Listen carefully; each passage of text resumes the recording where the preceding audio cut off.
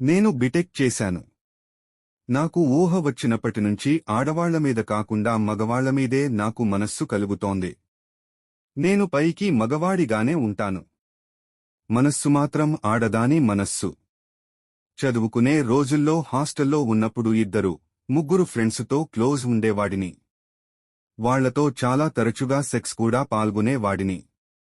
ఇప్పుడు ఇంట్లో పెళ్లి అంటున్నారు. నేను చదువు అయిపోయాక జాబ్లో జాయిన్ అయ్యాను.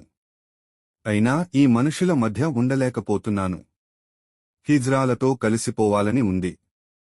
నాకు అమ్మానాన్నలు, తోబుట్టువులు ఎవరూ అవసరం లేదు. నేను 2-3 సార్లు బొంబాయి వెళ్లాను.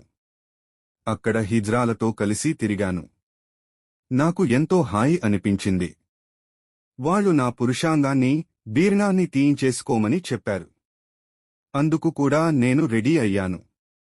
నేను బిటెక్ చదివినప్పటికీ వాళ్లలాగా ఆడదానిలా అలంకరించుకోవాలని, చీర కట్టుకోవాలని కోరికగా ఉంది. ఇప్పుడు ఇంటికి వచ్చాను. పెళ్లి ఫోర్సు ఎక్కువైంది. ఏం చెప్పాలో తెలియడం లేదు. నేను ఏం చేయను? సమాధానం చెప్పగలరు? మీలో ట్రాన్స్జెండర్ యాటిట్యూడ్ చాలా స్ట్రాంగ్ గానే ఉంది. మీరు మీ పేరెంట్స్తో మీరేమి అనుకుంటున్నారో ఆ విషయాన్ని చెప్పండి. మీ పేరెంట్స్ ఏం చేద్దాం, మావాడు పుట్టింది మగ పుట్టుకే అయినప్పటికీ లోపలంతా ఆడతనమే కనుక ఆడపిల్లగా చూసుకుంటాం అంటే అలాగే హెయిర్ స్టైల్, డ్రెస్సు వేసుకుని మీ ఇంట్లోనే ఉండిపోండి.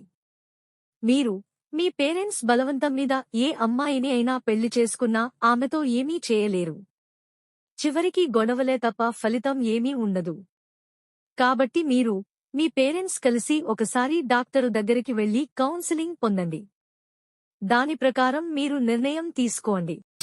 ఏందో నేను ఇంత కష్టపడి వీడియోస్ చేస్తానా, నా కొడుకు ఫాలో చేయడంలే. ఏం చేద్దాం, ఊరినే వీడియోలు ఆపేసి ఏదైనా బేల్దార్ పని చేసుకుందామా ఎట్లా?